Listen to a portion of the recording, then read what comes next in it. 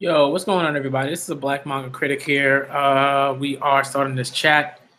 You see the title. You know what it's about.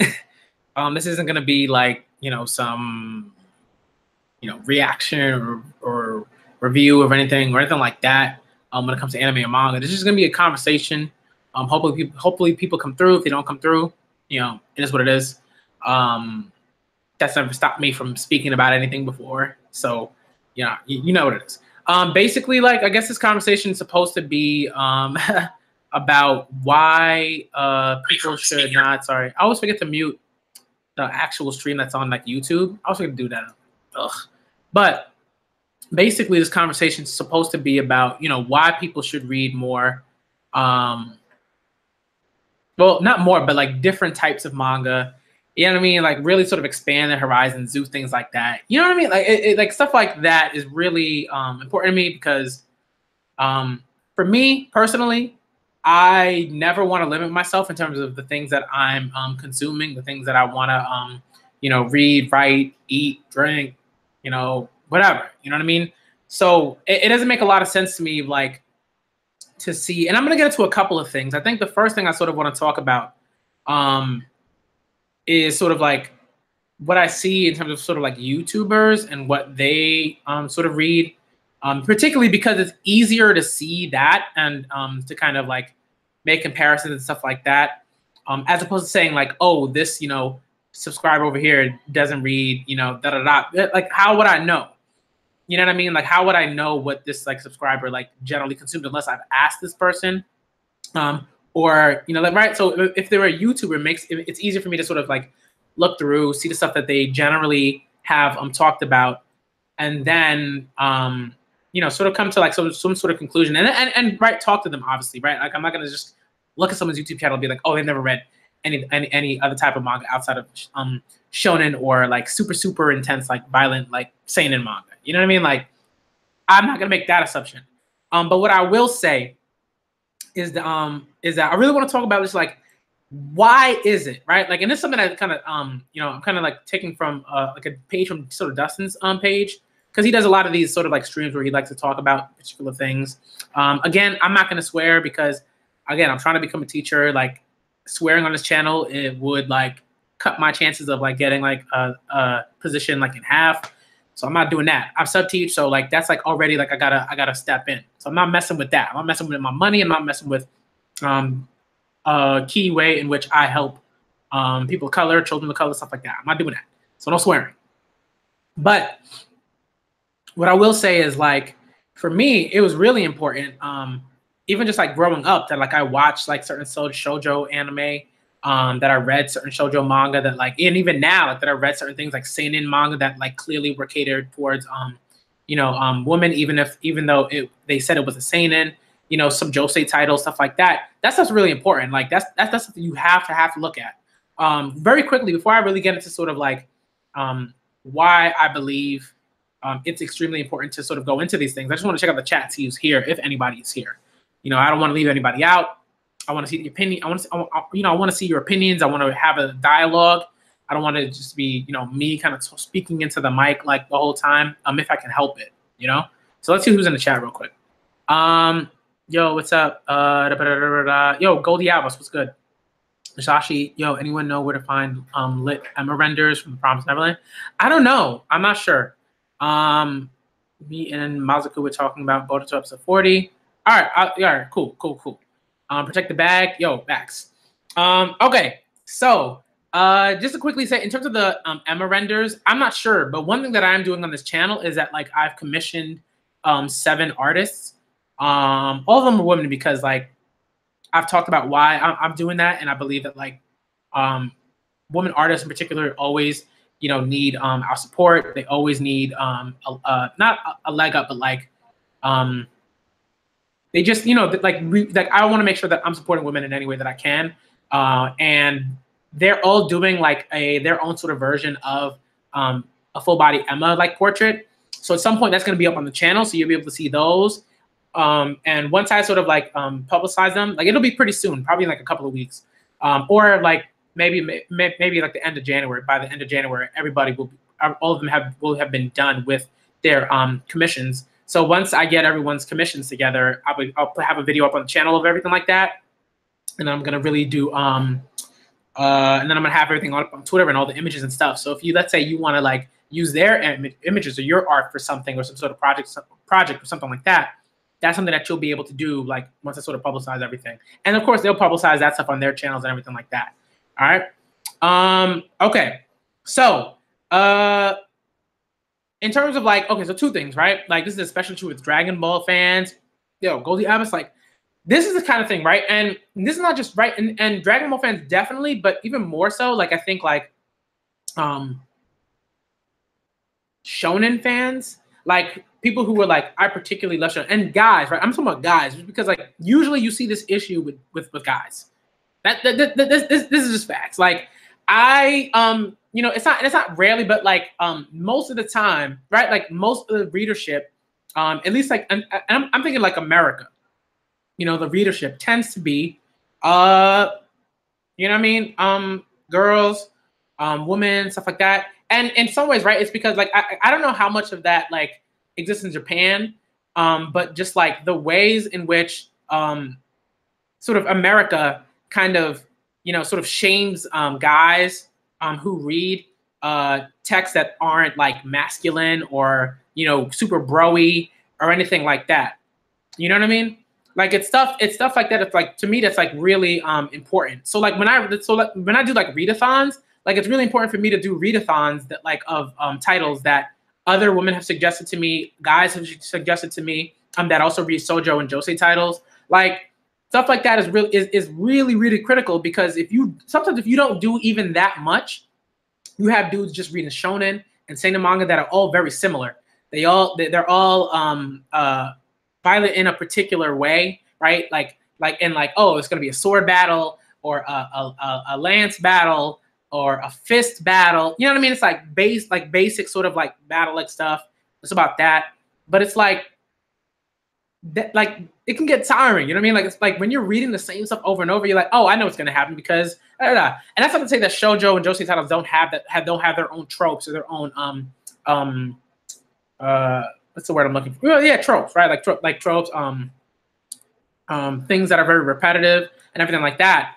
It's just to say that there are people who don't even know about those tropes because they were only reading particularly shonen and seinen manga, right? So like, and at the same time, like you have people who are like, whoa, like they will what's the word I'm looking for? They'll conceive of manga as like a medium in which guys have to be, or boys, right? Boys or guys have to be at the center of things. That's like really dangerous, because what happens is like as you go through life, and this is not just like manga, right? This is like any sort of like medium. It could be television shows, books, whatever, you know, poetry, whatever.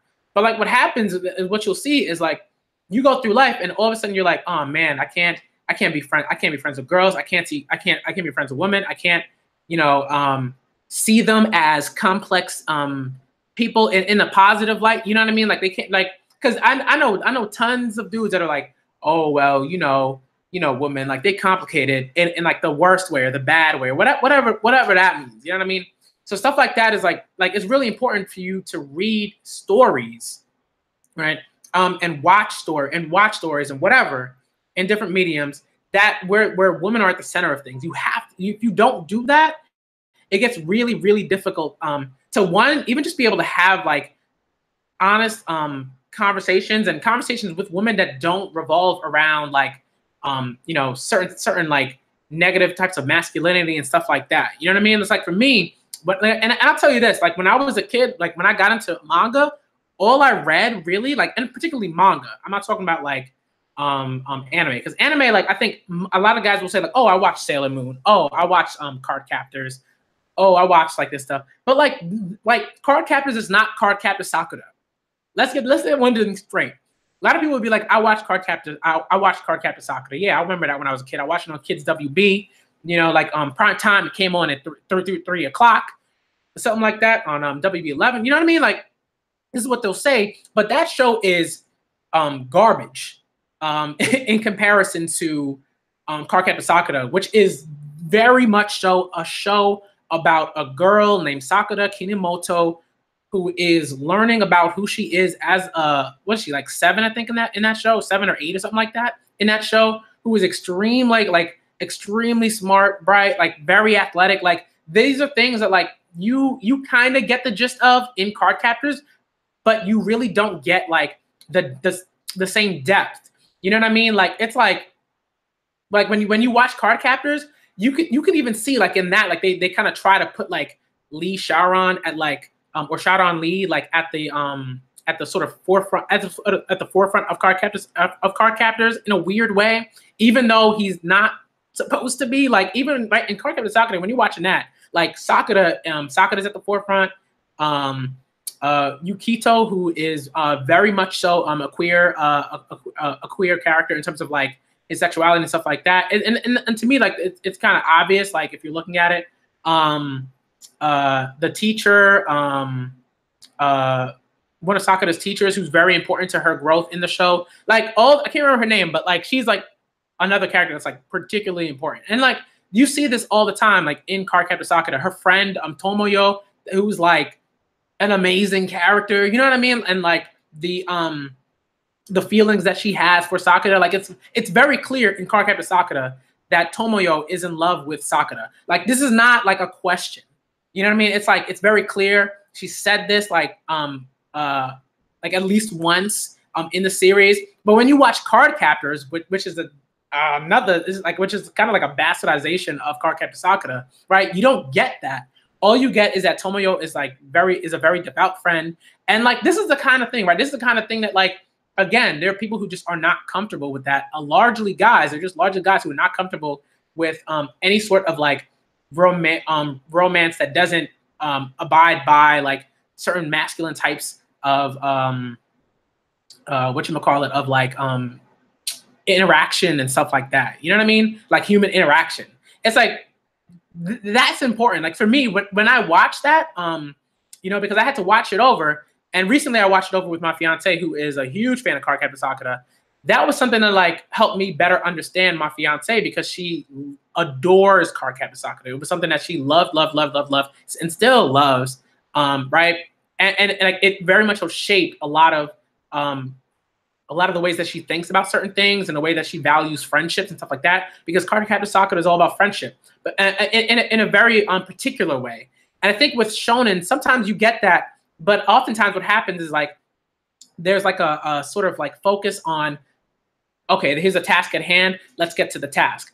But when you're watching Cardcaptor Sakura, and sometimes like a lot of like other shoujo manga, and to a lesser extent, not to a lesser extent, but like when you read like let's say josei manga, stuff like that, what you get is like episodes and chapters and stuff like that are very much so focused on the characters and their interactions with each other, and whether those feelings be like romantic feelings or just like sort of homosocial feelings or anything like that, right? When I say homosocial feelings, I just mean like non sort of like kind of platonic sort of relationships between like between like men and between women and stuff like that. So like when you're watching shonen or you're reading shonen manga, what tends to happen is you sort of have like the arcs are very like we got to go toward this particular goal. But like when you read like shoujo manga and you read like josei manga and stuff like that, and that's not to say that there's nothing that doesn't exist at all in shonen. I'm just saying that like you see way more of a focus on emotions, on how characters are feeling, on how those feelings are directly impact the narrative and the arcs and the arc structure and all those things. Like you see that all the time, right? So in shonen, you don't see that nearly as much, right? It's like what happens is like you'll zero in on something, on a particular character, and that's usually all you'll get like a lot of time. I would say more recently you're getting more shonen manga that are trying to do better, to try to have sort of do a better job with that, with sort of characterization, with like feelings, with actually sort of letting their characters be vulnerable. You know what I mean? This is stuff that shoujo manga's been doing since its inception. So like what I'm kind of talking about is like, if like, I think is extremely important, especially for boys. I'm not talking about like, I mean, maybe guys who haven't like matured or whatever for, ridiculous reasons. But like particularly for like boys like who are growing up and stuff like that, it's extremely important that they have those kinds of sort of materials to look at, because and it's extremely important for people to say that it's okay to read those things, because if you don't, then they just start reading the same, they focus on Dragon Ball and they focus on Dragon Ball, Dragon Ball Z and stuff like that, and they look at Goku and they're like, oh well, Goku doesn't care about stuff like that outside of fighting, so it's okay for me because Goku's an adult and he's doing it. So you know what I mean? And it's like you're saying, and a lot of times what happens as like in terms of people is like as adults they'll come to me and be like, oh well, they'll like painstakingly make a critique of Goku and that he actually cares and and I'm like, yeah, but you're an adult doing those things. There are a lot of kids who were like 10, 9, 8, 7 who are watching Dragon Ball or Dragon Ball Z, or Dragon Ball Z in particular. You know what I mean? And they're like, oh man, I want to be like Goku when I grow up. You know what I mean? And like Goku is a character that's had a profound effect on people. If someone tells me that Goku has not had a profound effect on young boys and men ever since sort of like the inception of Dragon Ball Z, like they lying, and they sound ridiculous, and they need to stop, because that doesn't make any sense, because Goku is clearly a character that is loved not only in Japan but globally. You know what I mean? There are tons of guys who maybe they got into sports, maybe they got into martial arts, maybe they got into some particular thing because of Goku. So it makes total sense that like the martial art aspect is not the only thing about Goku that has impacted dudes. You know what I mean? So very quickly, I want to kind of go. I want to get to the YouTube stuff because I think that's extremely important to talk about, and it's something that I really, really want to talk about because I think there's like not enough sort of like diversity. I know Uber Hikari at some point like talked about that stuff, but I kind of want to talk about it a bit more now because it's 2017. I think he was talking about it like 2011 or something, or 2012 or something like that. So it's been what, five years. Well, it's 2018. You know what I mean? So it's been a good like 5 years or something like that. Since he's talked about it. It hasn't been 6 years yet because it's 2018 just started. But let me check out the chat, see what's going on, because I've been talking for a little bit. Let me see.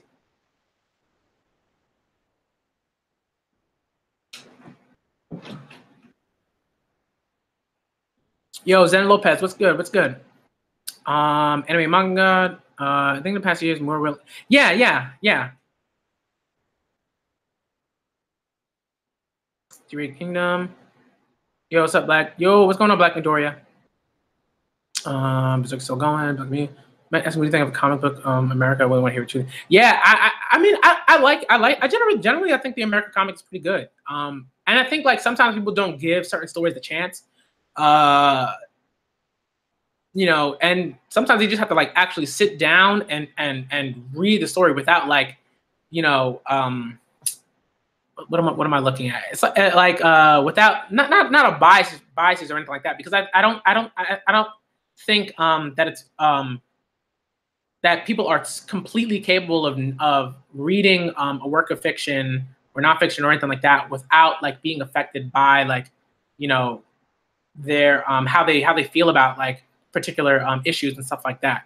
Let me see. Ancient Manga buys. Yeah, like Your Lie in April. I think Your Lie in April is. I feel like that's a seinen, I think.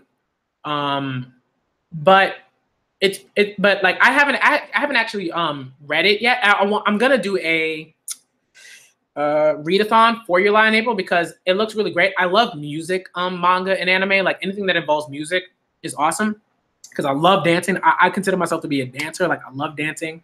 I would dance every single day if I could. You know what I mean? Like I adore dancing. So for me, like music is extremely important in my life. And you all know that. Like, I mean, like you saw my rap conversation and everything like that. It's extremely important in my life. I love music.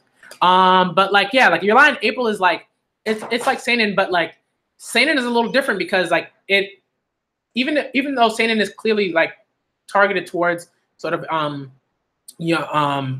guys, I do think that that doesn't mean that like the that there aren't like parts of a seinen manga that doesn't like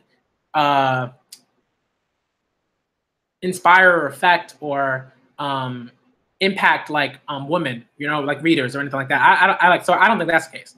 Let me see. Your Lie. So I really want to check out Your Lie in April. Ancient Magus Bride.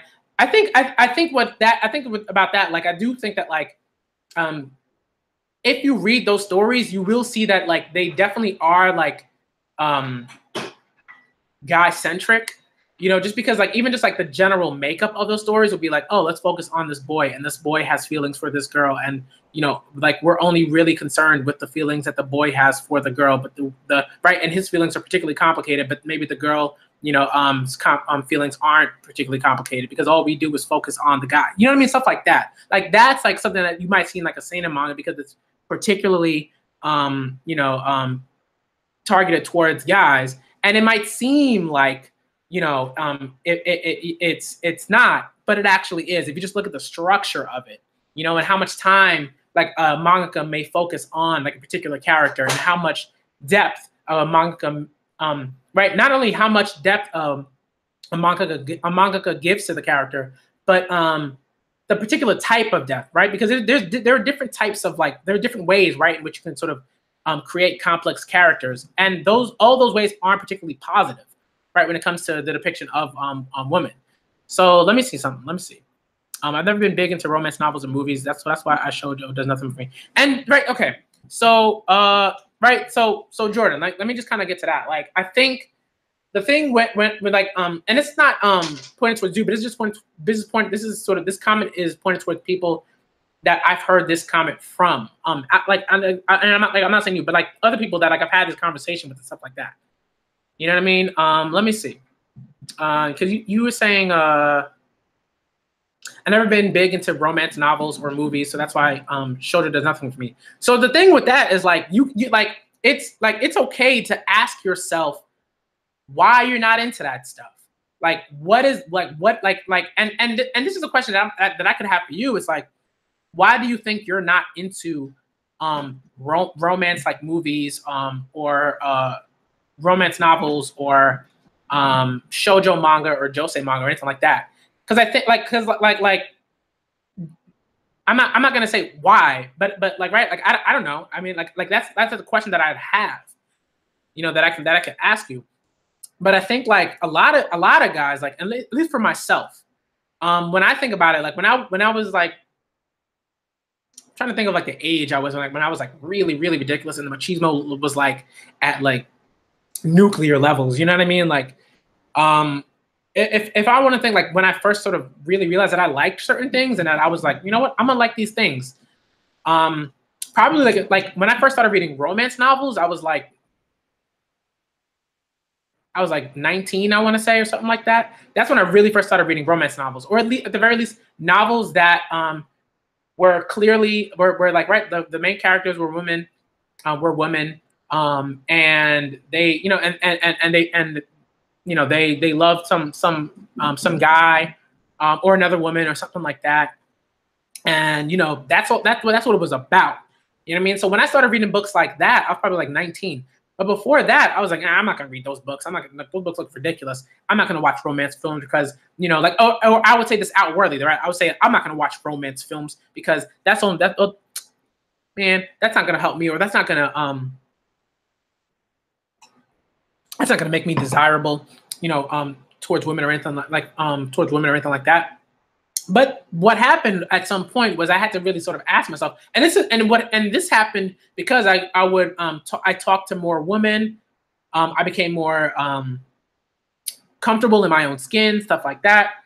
You know, what would happen was women would sort of like say, "Oh, here, maybe you could check this out. Hey, maybe you should watch that." Before that happened, I think, like, I already knew that I loved rom-coms. I adore rom-coms. I generally do not like, if someone does not like rom-coms, I'm like, I don't like rom-coms. I think, like, for me, what happened was, like, I had women who would introduce me to particular things that they were like, oh, like, I thought this thing was really funny. I thought this stuff was really good. You should check it out. And sometimes it's not even about romance. It could just be about, like, friendships between women. You know what I mean? So sometimes, like, you might have something like the Golden Girls, and you'll have guys that are like, man, like, and they'll tell you to your face that they don't love the Golden Girls or they don't like the Golden Girls, and they're like, oh, I don't do that.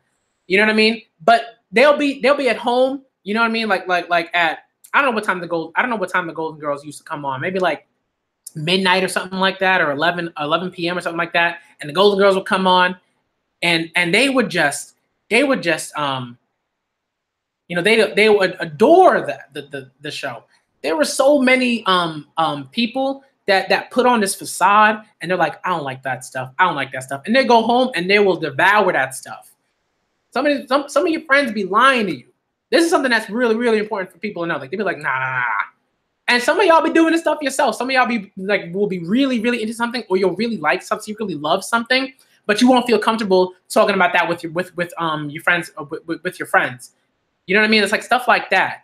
It's like, you know, and like sometimes there are people who only care about romance.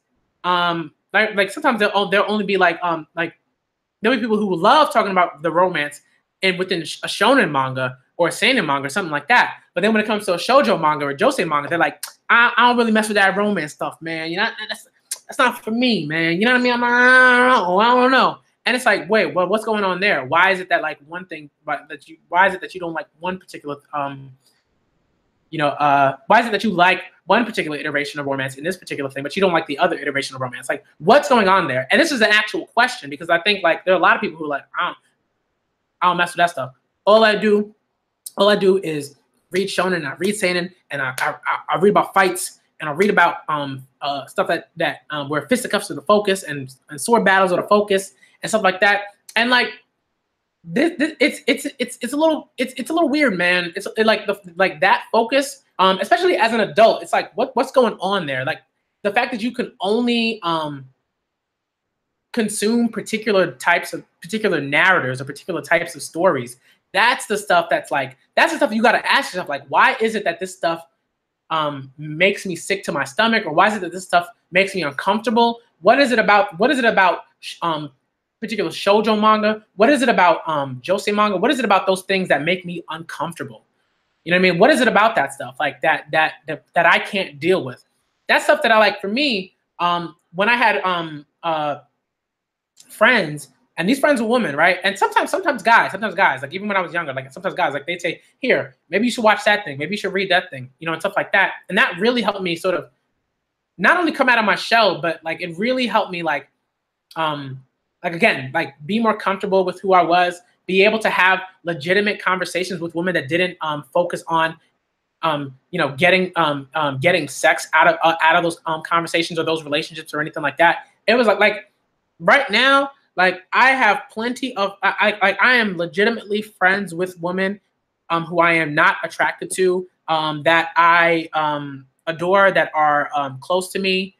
You know what I mean? And it's like it has nothing to do with, oh man, you know what I mean? One, because I'm in a committed relationship and I love my fiance and we're gonna get married and we're gonna have beautiful children and all that jazz. You know what I mean? But two, because like it's just that like just no. You know what I mean? Like because like there was a point where I really began to see women as like people that I could actually have relationships with and great conversations, and you know what I mean? And I wasn't gonna stare at their boobs all the time, and I wasn't gonna stare at their butt all the time and stuff like that. And it's like that stuff that like, you know, it takes time. I'm not saying like, oh, tomorrow you're gonna wake up and you're gonna be the best like person that you can be, or you know what I mean, or anything like that. I'm just like, I'm not saying like, oh, now like I'm like the best guy in the world, anything like that. What I'm saying is like it's a process, you know, and like stuff like shoujo manga, josei manga, rom-coms, and even like TV shows that just focus on women are really good. Like, you know, like for me, like you might look at like shows like, you know, like Insecure, certain things like that, Sex and the City, stuff like that. Like there are shows like that that are like, when you are comfortable with yourself as a guy, it all of a sudden you're like, wow, like I can really go and watch that show. I can really go and read this manga. I can go and do those things. When you're not, man, it is the hardest thing. One, because you're worried about how you might see yourself, but two, you're worried about how other people will see you. You know what I mean? And like this is something that's like, sorry, you know what I mean? You see that stuff. You know, like I mean, Goku as a character is like, he has particular endearing qualities, but like it's different with Goku because like he's one of those characters that really established like a mold. You know, like he's the mold. You know what I mean? In certain in certain ways. So that's why like I try not to be like, oh, Goku's like a horrible, horrible character and we should just throw him in a garbage can. You know, but I understand that like he definitely has flaws that bother me that I've talked about with other people and stuff like that. But I think that like again, I'm not saying don't read these other things. I'm not saying don't read like, you know, don't read Dragon Ball, don't read Vagabond, don't read Berserk, don't read 20th Century Boys. Don't read those things. I'm not saying don't read those things. I'm saying like you have to expand your horizons. And one reason is you have to do that because like at some level there's a and I think to me there's like a direct correlation between how comfortable you are with yourself and the types of things that you and the types of like stories in media that you consume. Like to me there's a direct correlation.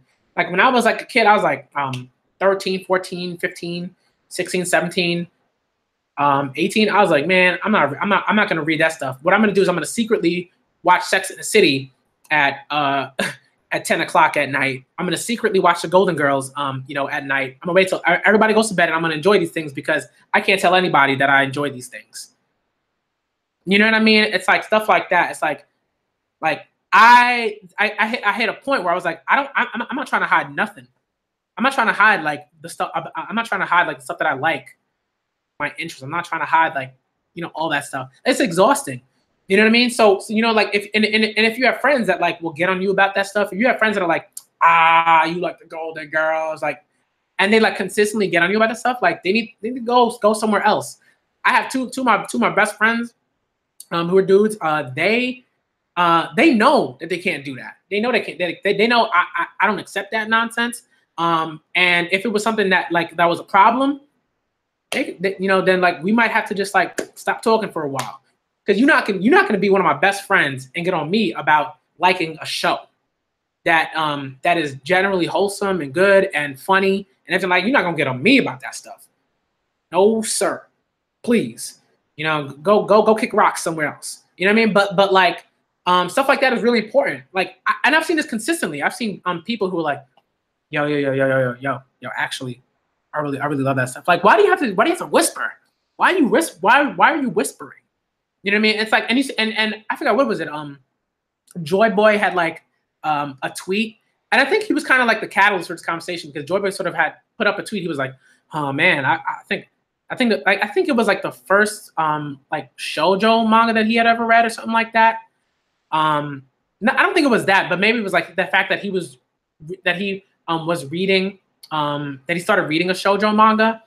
He's like, oh man, I don't know, it might be the death of Joy Boy. And it's like, why is it the death of Joy Boy? Because you read a shoujo manga. Like, why the like exaggerated tweet? You know what I mean? Even if it's a joke, it's still like the language is still exaggerated. You know what I mean? It's like when you have to put out something like that, it's like a shield. You know what I mean? It's like, oh, I can't just say, hey, oh, man, I just read the shoujo manga and I love it. They can't even do that. They can't even be comfortable with reading a shoujo manga publicly. This is the kind of stuff, you know what I mean? This is the kind of stuff that's like really, really scary, because it means that you have all these dudes out here who generally are and really and truly are not comfortable with being public about the stuff that they like. And that's really sad, because you're not going to tell me I can't be public about my love for the Golden Girls, or Sex in the City, or Insecure, or what are some other shows? You know what I mean? Like where women are sort of are at the sort of forefront of those things. You know what I mean? Stuff like that. You ain't gonna tell me that. Sorry. No. You know what I mean? So stuff like that. You're not gonna tell me I can't watch The Notebook and feel something. You're not gonna tell me about that stuff. You're not gonna tell me that I can't adore Cardcaptor Sakura. I can't adore what's another one? Yona of the Dawn,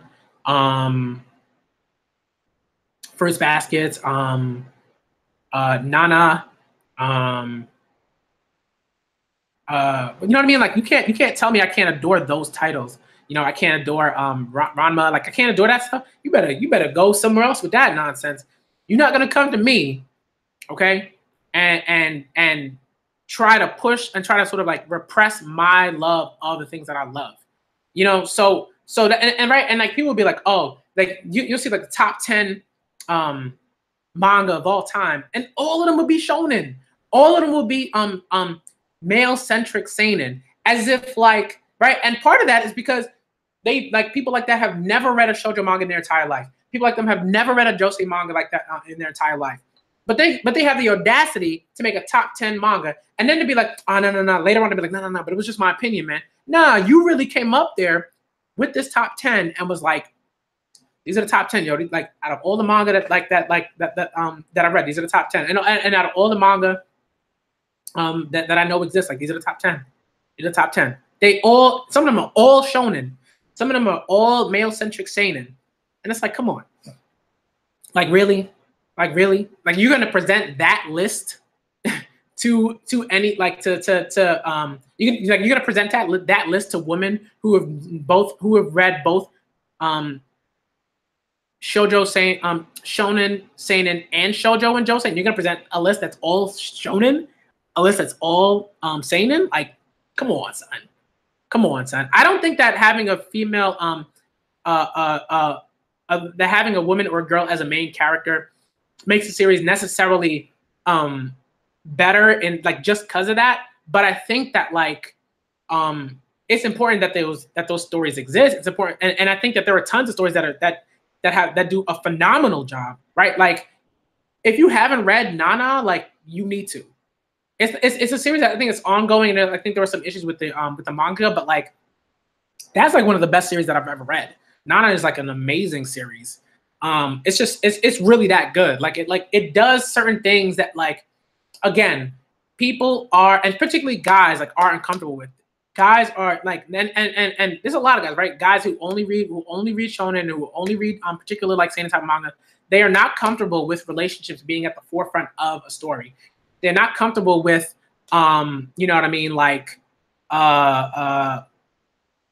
romance, and not romance, but like when I say romance, I'm talking about like deep, like complex feelings about the people that they care about, stuff like that. They're not comfortable with relationships, right? Both platonic and romantic being at the forefront of a story. They're not comfortable with that because they don't know how to deal with it. Like, they generally do not know like how to process the fact that there's not going to be some battle. There's not going to be a sword fight. There's not going to be a martial arts match. There's not going to be superpowers being like strewn every other chapter. They can't process it, like, legitimately. So what happens is, like, they'll read that stuff and they just shut down. They just shut down. You know, it's just stuff like that, right? And again, I'm not saying that like I'm not saying don't read those stories, read these stories. I'm saying read all the stories. Read as many different types of stories as you can. You know? Yeah, exactly, right? And if you look at like The Promised Neverland would not be nearly as good if Emma was not the main protagonist, right? Well, the protagonist, right? If she was not the protagonist, The Promised Neverland would not be as good. I'm sorry, it just wouldn't, because like there's a certain power and presence and importance that Emma presents and exudes every time she's on the page, every time she's a part of a particular arc, that wouldn't be the same if it was Ray or Norman. Or Don, or you know what I mean? Like, it wouldn't be the same. You know, like she's an extremely important character for Weekly Shonen Jump, because like, yo, you know, and look, when you say like, I think a lot of people read manga and watch anime to get away from everyday life. That's like, you can do that and read those other stories. Like, no one's saying like, you know what I mean? No one is saying like, oh, people can't enjoy themselves. It's like, yes, you can enjoy themselves, but you have to question like, why is it that like you can only enjoy a story if it has if it only has like for the most part, right? Like if it has a dude as the lead, and mostly dudes as like the important characters. You know what I mean? It's like stuff like that. Now you gotta ask yourself that question. If you do not want to ask yourself that question, you might want to reevaluate how you're viewing like the stuff that you're reading, why you're picking the stuff that you're reading. Because I did that. I remember I was like, before I really got into like romance novels and and just stories like where women were at the focus. Like there are people that you know, generally will not read let's say like a Toni Morrison novel or something like that, or they won't read like a novel by like Octavia Butler, or they won't read you know, any like you know, classic novel where like a woman is at the forefront. They'd be like, man, that story was garbage. But I love the other stories where the guys were at the forefront and stuff like that. And it's just like, why? Like it's like one, and I think one of the biggest reasons is because like you want to see you want to be able to like identify with the protagonist, right? And I understand that, but why is it that you can't identify with a woman who's at the forefront of a story? What is it about that? Like you just cannot identify with. Like I can't identify with it, or I can't enjoy this because like you know what I mean? It's like stuff like that. You gotta question yourself, man. And I did that a bunch of times. I remember I was talking with who was it? Who was I talking with? I think it was like one of my brothers or something like that. And every time I would like introduce him to something particular, he'd be like, I don't know, man. I don't know. Or even a friend, like I would talk to them and they'd be like, I don't know, man. But the second they were like, yo, I'm gonna like the second they would like watch the thing or read the thing or whatever, they'd be like, wow, this is so good. I remember and this is when like this is at one point I was like super heavy into Nicholas Sparks. I was super heavy into The Notebook, all those books that he was writing, stuff like that. Because I was really, really into romance stuff, and I was really into shoujo stuff, and I was really into that stuff. And like, and I'm still into that stuff, but like in a different way. You know, not so much Nicholas Sparks because like there's a lot of like his stories are super like white and stuff like that. But like I love that stuff, and I still love that stuff. But like I would introduce that stuff to other people, and they'd be like, I don't know, man. I don't know. I mean, you know, and then once they consume that stuff, they'd be like, yo, are there more of these books? Are there more of these? Are there more episodes? Are there more movies? Like this change you see is like boom, you know, like yeah. But the thing is like you have to try. You gotta try. You can't just be like, you know what? I tried reading 3 shoujo manga. Wasn't for me. Don't think I'm gonna read anymore. Like you have to actively talk to fans of shoujo manga and josei manga and seinen manga where women are like sort of at the forefront of stuff like that, like where women generally love those stories. And you have to ask them like what do you think is like a really, really good shoujo? What do you think is a really good josei? That's what I do all the time. I do that all the time. I'm always like trying to tweet. I'm like, yo, what shoujo should I read? What josei should I read? What seinen should I read where like women are at the forefront? And maybe even shonen, right? Like where like women are at the forefront, stuff like that. You know what I mean? Like I try to do that all the time because I always want to make sure that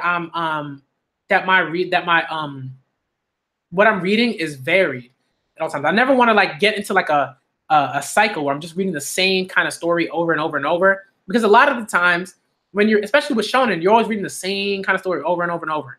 You know, seinen not so much. I wouldn't say that about seinen because I think like seinen, you know, is very, very interesting and broad and like diverse in its storytelling and stuff like that.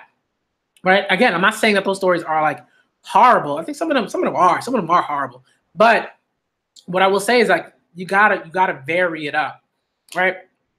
And I think rom-coms is like a little particular. I can understand like, hey, if you generally don't like sort of like the silliness of rom-coms and something like that, then I can understand you don't like that for the silliness. But I think a lot of people generally do not like, and a lot of dudes generally will not even admit that they like any rom-com that they've ever watched because it's something that's frowned upon, like by other guys. Like, but generally they're like, and you like rom-coms? Like people would never admit that they loved When Harry Met Sally. I adore When Harry Met Sally. That's one of my favorite movies of all time. It's hilarious. It's so good, and it's such a like, you know, it's such a like a depiction of like guy is friends with girl, you know, girls friend with guy, but they like, you know, or man is friend with woman is friend with man, but like they don't, you know, confess their feelings after a certain point. Because like after a certain point, it's very clear that like they're like in love with each other, but they're like, nah, I'm not gonna do nothing. I'm not gonna say nothing. You know what I mean? And there's a particular point in When Harry Met Sally where like Billy Crystal just like does the dude thing, and he's just like, I can't do this. I'm not comfortable. I'm not comfortable with myself. I'm not comfortable with these feelings. I can't be that. I can't be your rock. I can't be that guy for you. And you're watching this movie and you're like, man, this guy's terrible. Like he just pulled a terrible move.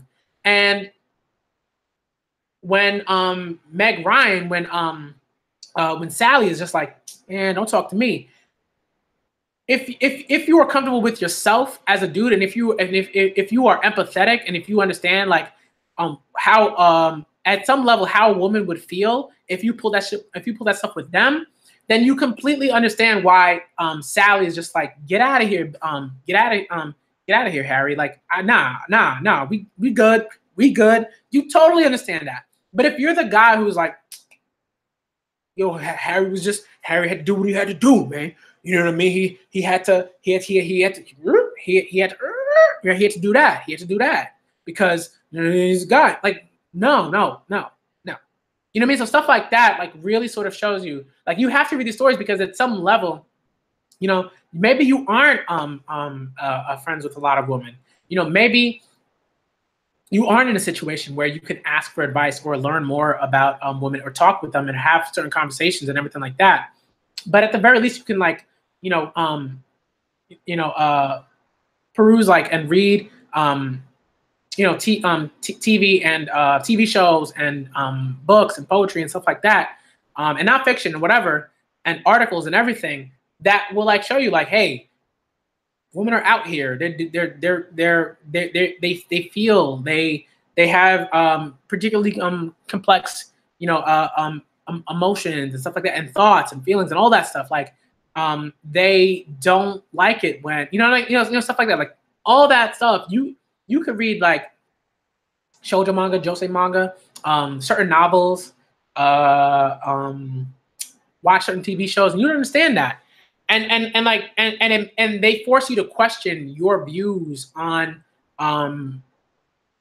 women, about how you feel about them, about how you treat them, and everything like that. So that's why, like, to me, I say like it's extremely important. But to get back to sort of like the YouTube stuff, I really want to get into the YouTube stuff. That to me is like extremely important. When you talk about the YouTube stuff, like for me, again, like I'm not even gonna preface. I'm just gonna say like I think that there just needs to be more. I don't really say diversity because I think diversity is kind of a word that's not strong enough, and it's kind of been co-opted by certain people. But like what I will say is like at the very least, I think like when you look at for me, when I look at sort of like my viewership when it comes to my channel, and I say, oh, like my viewership is like 89% guys, right, or male, like people that right, 89% guys and 11% right women. And this is just like a general sort of thing, right? And this is not including right, these percentages might not probably don't include non-binary individuals and stuff like that, right? So so when I see that and I see it like sort of shifting, because at one point it was like, oh, your viewership is 98% guys and like 2% women. It was like, like for me, like when I see a shift, that's important because like it means that like the content that I'm putting out is appealing to girls and women. You know what I mean? Like there are people out there who are like, you know what, I'm gonna come to this channel because there's stuff here that I generally like. I like the way this guy thinks about particular things. I like his viewpoints on certain things, and they don't feel uncomfortable coming to my channel. You know what I mean? So like it's important like that you have content and you're putting out content that makes people comfortable. If I was just putting out like content, and it was all like super broy, and I never talked about women and how women feel, and the complexities the complexity that is like the woman. Like if I never talked about that stuff, I'm pretty sure like the percentage would be very different, right? And right, and it's not to say my goal is to make sure that like it's like 50-50 or anything like that. My goal is just to make sure that like women feel comfortable coming to my channel. That's my thing. You know what I mean? Like it said, most YouTubers who read shoujo manga only do recommendations or full story reviews rather than live reaction. And to me, that's why I'm trying to do more live reactions for shoujo manga, because I think that's true. Like in some ways, I haven't looked too intensely, but I think you're not. I don't think you're wrong about that. Like I do think that like yeah, like there's a different sort of way in which people talk about it, and that's probably because there are other what's the word I'm looking for, communities, other different communities do things differently. Right? Duh. Right? Duh. So when you see something like that, it's like, oh, okay. Maybe I should do reviews of shoujo manga, right? Maybe that's something that they like. Like maybe women like being recommended manga. Maybe other guys like being recommended shoujo manga, and like and fans of shoujo manga do like full story reviews. If they like, if that's true, then maybe if you're a YouTuber, maybe you should try to maybe lean towards stuff like that at some point. I think the only reason why I stopped doing reviews and stuff like that is because Black Midoriya, check you later. All right. But the reason why I started the reason why I started doing shoujo, whatchamacallit, shoujo, sort of reviews, not reviews, but like readathons for shoujo manga and manga that have like sort of women at the forefront, in a pretty positive way, is because people want to see that, but also because I like reading stories like that. Like I like the difference between 18-year-old Danny going back and 19-year-old Danny moving forward is like really drastic. You know what I mean? Like there's still a progression, but it's still a drastic progression. It's like, it's like I was reading all this stuff, and I was like, all my friends were like, hey, we're only going to talk to you about this stuff. So I felt like I can only talk about that stuff. But then once I started cultivating relationships, right, both romantic and platonic with women, then it was like, oh, I could actually talk about this stuff. Like I could talk about the Golden Girls, I could talk about Sex and the City, I could talk about Insecure, I could talk about all the novels that I read where women are at the forefront. I could talk about these things. I could talk about shoujo manga. I could talk about josei manga. You know what I mean? Like that's extremely important. Like that was extremely important for me. And I'm not the only guy. I'm not the only guy that exists that's like this, right? Like I'm not like some unicorn or anything like that. It's like there are plenty of guys that are like that are like that. And there are plenty of women I think that like that too, because there's some women who think that, oh, I can only be like friends with guys, so now I can only talk about these particular things, and then they get stuck in this like cycle. You know what I mean? So it's not only like guys that get stuck like that, but women. There's some women that also get stuck like that.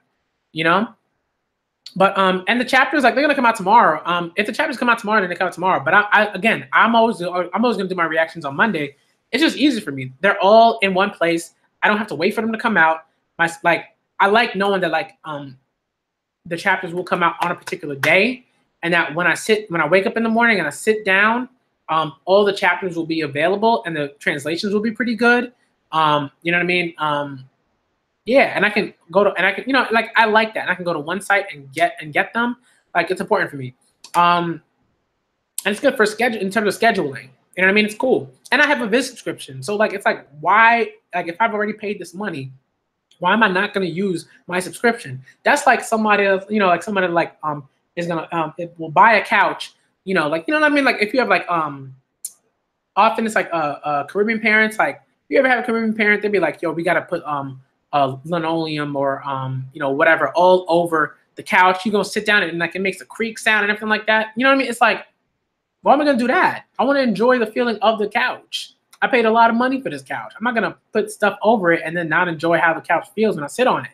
You know what I mean? So yeah. And it's like, do I think and like this is a conversation I think I could definitely have in another stream. But like, do I think men face problems in society? Sure, like people face problems in society, obviously. But I think that like the problems that women face in society, like it's not even about like a number thing so much as it's like the severity of the problems that women face. Like they have so many, right? Like women have so many issues that they face. It's ridiculous. It's actually ridiculous. I'm not gonna get into that for this stream because I like this. I want to focus on this stream in terms of like why I feel like people should read, you know,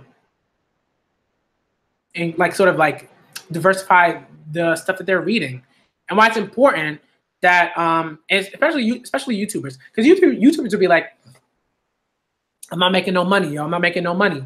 I'm not making any money on this stuff. I'm not making no money. No money. No money. No money. It's like, come on, man. Like really, like it's like that's your excuse. That's your excuse for not like putting out one video. You could put out a basic. You could put out a basic video on saying like, you know, generally my general thoughts on this manga that I read. My general thoughts on that manga that I read. You could do that. But for me, the reason why I don't do that is because like I want to make sure, like I'm trying to really make sure that like most if not all of the manga that I'm reading currently, that I try to do like readathons for them, because I want to see, because I want all of you to see, you know, how I feel about what I'm reading. I think it's cool. It's fun. I really enjoy like having those live streams, and it really makes me happy when I see people who, right, and like it's not about appreciation. It's about the fact that they feel like they can come to this channel and get content that they could not get from other like YouTubers who are shonen centric or seinen centric. You know what I mean? Like it's important. It's really, really important. You know, and it's like and it's like, I mean, friends have told me like people do it all the time. You know, for me, like when someone says like YouTube is becoming a bunch of vaginas, and it's like, I don't know what I know what to tell you, but I don't have the time to tell you about why you sound ridiculous, unless like I set up a particular stream for that. Like I don't have time. I don't have time to deal with like such a ridiculous statement. You know what I mean? But I guess what I will say is like, if that's what you think, if you if you think that YouTube is becoming a bunch of vaginas, like think about what you just said, how ridiculous it sounds, why it sounds ridiculous, and then come back to me. And if you still feel the same way, then you probably didn't think very much. Maybe you should try saying that to the faces of of women. Maybe you should try doing that. See the response that you get. All right, and then come back to me, because I already know how I feel about that statement. That statement is ridiculous. You sound ridiculous. You sound kind of immature. Maybe you don't have any friendships with women, and that's kind of scary, because you're the type of person that scares people in general. You know what I mean? So check yourself, man. But again, what I will say is, what you have to do is really, like, again, diversify like the stuff that you're reading, that you're watching, and all those things. Maybe even that you're writing. I don't know. But I think that like with the YouTubers, there's too many excuses as to why they're not reading particular things, why they're not trying to be interested in particular things. And I think that for some YouTubers, I will say this. I think some YouTubers will only focus on one series. If you're a YouTuber and you only focus on one series, and that's what you're doing, that's how you make your money, I mean, okay, but you could do so much more.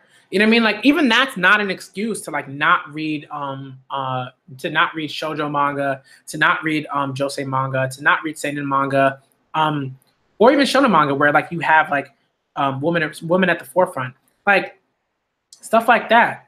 You know, like you see people. It's constant excuses, excuse after excuse after excuse. I'm not going to read this because I don't have time. I'm not going to read this because I'm not making money off of these things. I'm not going to read this because I'm not really into that stuff. You know, like you gotta ask that question. Why are you not into that stuff? Why is it that like certain things make you uncomfortable? Why is it that like you just can't, like you derive no happiness or interest right from that particular stuff? Why does it not interest you? Like, you know what I mean? What is it? What is it about shoujo manga or josei manga that doesn't grab you? You know what I mean? It doesn't connect, you know, to you. You know what I mean? You have to ask yourself those questions, because if you don't, you're going to consistently read the same stuff. And I'm sorry, but a lot of the shonen like tends to be the same stuff. You know, so when you say like, how do you feel about men who get their lives ruined because of false rape claims? Like, again, I told you I was going to do a stream, sort of dealing with like conversations like that. I don't want to talk about it in this stream because it would take up too much. Like, it would take up way too much time. You know what I mean? Like to get into the complexities of those conversations. You know, and I think that like even like the phrasing of that question, right, puts colors woman in a particular way. You know what I mean? Like, so that's kind of all I'm going to say about that in terms of like yeah, that's kind of all I'm going to say about that before I get into another stream about that, because I think I should have a stream about that. And I like, yeah, I think that's what I'm going to do. But what I also want to do, yeah, I think I basically talk about what I want to talk about. But I think that, like, you know, let's say like at some point, I think what I might do is like actually do, right. Well, no, what I'm going to do, and what I think I've been doing, is I'm just going to keep doing readathons, and then right for manga, and of course live reactions / reviews. So, you know, for like when I catch up with certain manga, like once I catch up with a manga, right, then I'm gonna do live reactions / reviews, right? But right, like, but they're definitely gonna be way more shoujo josei titles that I want to check out. I had like when I had that the all woman sort of conversation on Sunday, that was like awesome because I got there were so many titles. Sometimes I definitely knew and I had read and I really like and love and a few titles that I either I'd heard about but I hadn't gotten to, or I just had never heard about. That I definitely want to start reading, and I'm definitely going to have like readathons for those. The key here for me, the key for this channel, is to make sure that like I'm making content not for everybody, but I want it to be as inclusive as possible. That's extremely important for me, and I think like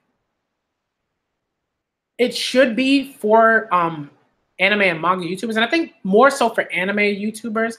I think sometimes they're a bit more likely to like watch certain things. But even then, I think like I don't know. I mean, I think like when it comes down to manga, I think it's really different. Like the YouTube sort of like manga like community, it's like you gotta go further than shonen. You can't be like, yo man, I want to diversify stuff, but I'm only gonna like, you know, stay within the realm of shonen and seinen. Like you have to do more than that.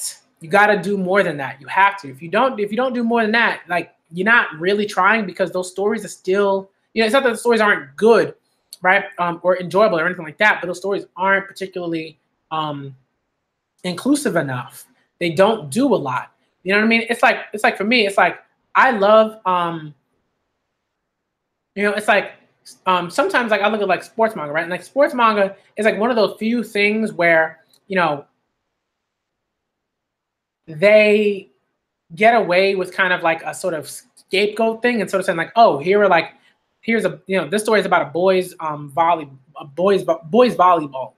and it's like, yeah, but the story could follow you know, boys volleyball, and maybe you could follow a girls volleyball team or something like that, you know, and or maybe you could write a story about girls volleyball.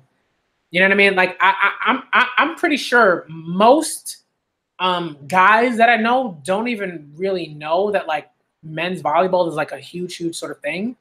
You know, but like when they think about volleyball, they think of like high school volleyball or middle school, high school volleyball or something like that, or college volleyball or something like that. You know, and they think about women as being like a volleyball, and then they say, oh, I'm not gonna be interested in volleyball because like that's a woman's thing. Like, come on. You know, so stuff like that. Stuff like that is just like you gotta diversify stuff. You know, you gotta change it up. You know, like again, it does. I'm not saying that like shoujo manga doesn't have its own you know, issues in terms of like repeating certain things and maybe not being inclusive enough and not like right like all demographics tend to have manga demographics tend to have their issues. I'm not saying that others don't. What I am saying is that like you need to like to be able to even make those kinds of critiques, you got to be reading like on the spectrum. You got to see it as a spectrum of manga. You can't see it as like, okay, here's as the spectrum of shonen and seinen manga. It's gotta be like you get the spectrum of shonen manga, seinen manga, shoujo manga, and josei manga. Like you gotta read those things, and there are lots of great stories. Again, Nana is one of the best things that I've ever read. I love that series to death. And like even like comics are also extremely important. Like Ms. Marvel with Marvel is like one of the best comics that I've ever read. To me it's probably one of my top 5 favorites just because like it did something that I really liked. You know, like it did like awesome stuff. It's really interesting. It felt grounded in a way that you don't really get from some of the manga that have like adults at the front. Some of those comics that have adults at the forefront. You know, stuff like that. But again, I think I said a lot of it. There's some you know, saying stuff that I don't like, but that's because it's very clear that it's written by a dude, right? Like if you say, let's say, I'm trying to think, like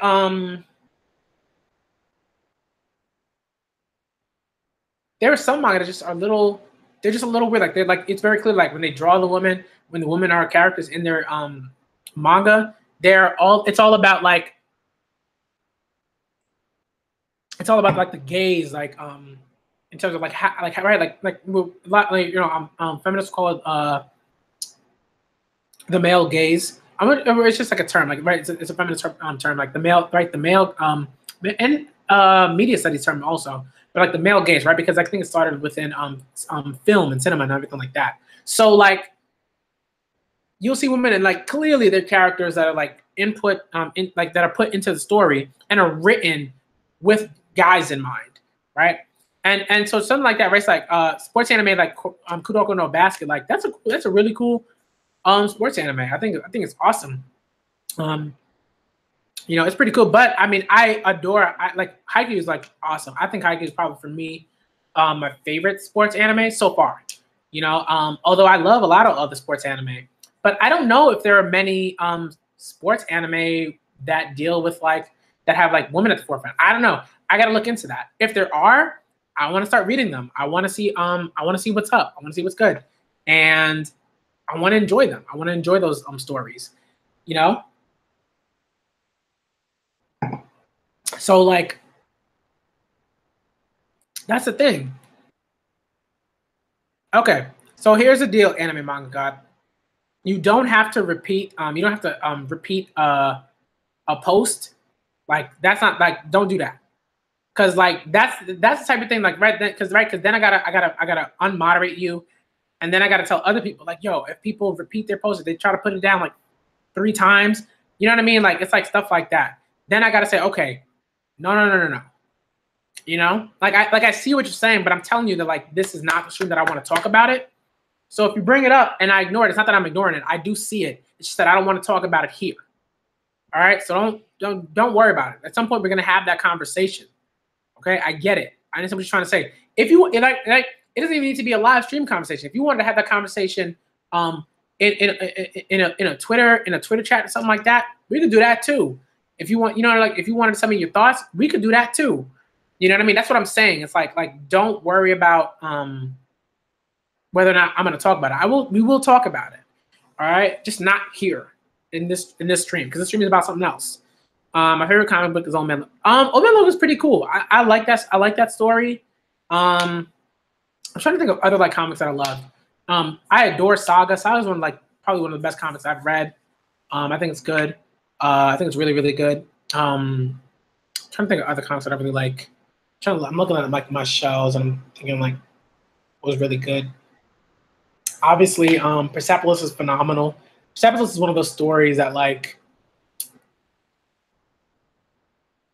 it's written so well, and it's written in a way that is for both people that that people that are looking for like a general sort of story from like a general sort of memoir kind of thing, and are looking for really intense like ideas about the Iranian Revolution and stuff like that. Like it's just really, really, really good stuff.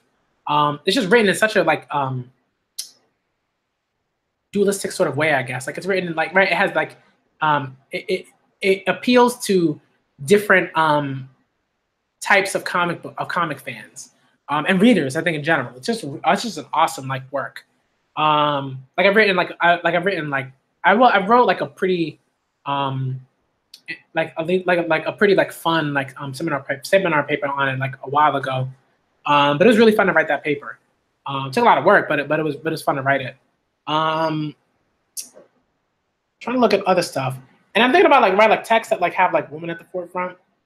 Like I'm looking at something like what's it Rat Queens is awesome. People will not be I don't want to read Rat Queens. Rat Queens is awesome. Rat Queens is like a great comic. There's another one called Space Battle Lunchtime that's really, really good. It's like supposed to be for kids, but it's also kind of not. Like it's really good. It's like one of those stories that like kids can read, adults can read, and they'll enjoy it. I love Space Battle Lunchtime. It's a fun like book. It's kind of like a cooking show gone horribly wrong, kind of. It's really, really interesting. So and it only has 2 volumes. Like it only has 2 2 trades, right? It only has 2 volumes. So I definitely suggest that people check that out. I love that. Is it a new comic book, Miss Marvel, Captain Marvel? No, Ms. Marvel, the one with Kamala Khan. That's Ms. Marvel, right? And it like Captain Marvel's in there a few times, but it's Ms. Marvel.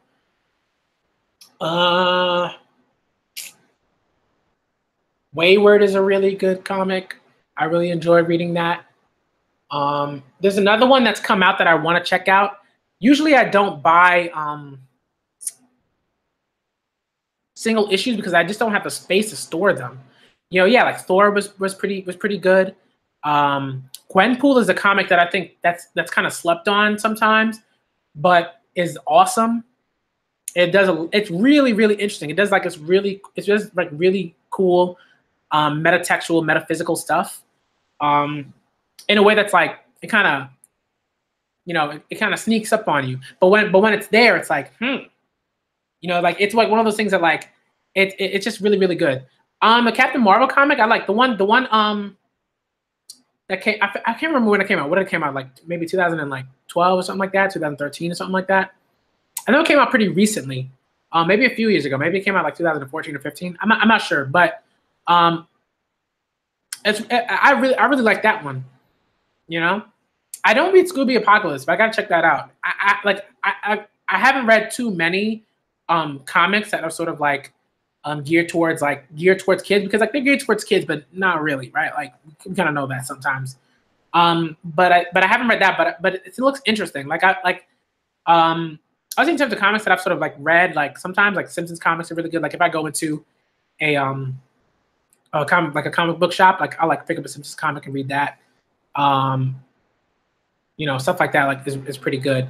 I'm just looking, but like there's like a lot of stuff. It's like really, really good. Okay, so one comic that like people will probably like some people like will be like, oh, I'm never gonna read that. Especially guys. Like there are guys who be like, I'll never read this comic. Gem and the Holograms. People will like be like, oh, I'm not gonna read Gem and the Holograms. It's very bubblegum poppy. But I love both the comic and the movie. I people were like, if you love Gem and the Holograms, the comic, you're not gonna love the movie, and I love both. It's something like right again. It's something like you have to open yourself up to liking things, like or being like right. You have to allow yourself to like stuff. A lot of people don't allow themselves to like stuff. Yo, Moon Girl and Double Dinosaur is awesome. I love Moon Girl and Devil Dinosaur. That's another one. That's like it's not slept on when it comes to comic book readers, in terms of like that are like around our age, I would say. But when it comes to like older comic book readers, they're like, I'm not gonna read Moon Girl and Devil Dinosaur. But I love Moon Girl and Devil Dinosaur. And if you ever read the original Devil Dinosaur, I think that was Jack Kirby produced that one. Like that is like weird. It's so weird. It's a little. I don't want to say. I don't want to say racist. Like, cause I don't know if I'm not sure. I gotta read it again to kind of be sure. Like I have the trade here, but it's like Devil Dinosaur is such a weird comic, man. It's so odd. It's so odd. I'm not sure how I felt about it. I was kind of like I was kind of lukewarm about it because it was so ridiculous. So ridiculous. Yeah, I've read The Killing Joke. The Killing Joke to me is a little overrated. I think The Killing Joke is overrated. Some people are like, this is great, and I understand that like to me like the art for The Killing Joke is phenomenal. That like I'm not disputing that, but I think the story for The Killing Joke is overrated, and it just bothers me that right like the fact that like Barbara Gordon was shot and then she was paralyzed and everything like that. And like it's weird. It's very like it's a book. It's a comic that's very male. Like it's like over the top male. Like at times, like it's over the top. Like you know, so, chill. You know, and you see that in a lot of Alan Moore stuff. Right? You see that in a lot of his like stories. Right? Like, the League of Extraordinary Gentlemen is so male gazy. It's like, man, how many times are you gonna draw?